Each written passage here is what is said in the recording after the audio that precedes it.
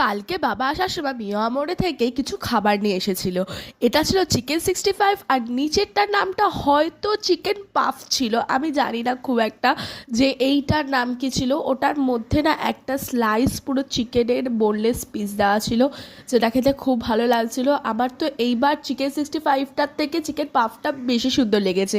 Chicken 65-এর ভেতরে ফ্লেভারটা না আমার কেমন জানি একটা টক টক লাগলো, হয়তো ফ্লেভারটাই ওরকম, বাট খেতে খুব একটা খারাপ ছিল না, ভালোই ছিল। কিন্তু আমার চিকেন পাফটা বেশি সুন্দর লেগেছে। তো বাবা যখন খাবার আনে তখন সেটার টেস্ট তো আলাদা হয়েই যায়, আর আমার তো খুব ভালোই লাগে মিয়ামোড়ের খাবার। তো আমি কী করে বারণ করি, যা দেবে আমাকে মিয়ামোড়ে আমি তাই খেয়ে নেবো। আগে না চিকেন 65-এর ভেতর মেয়োনিজটা পরিমাণটা অনেকটা বেশি ছিল, এখন অনেক দেখলাম কমিয়ে দিয়েছে, জানি না কেন, বুঝতে পারলাম না খুব একটা। আর চিকেন যে পাফটা ছিল সেটাও খেতে ভালো ছিল। বাই।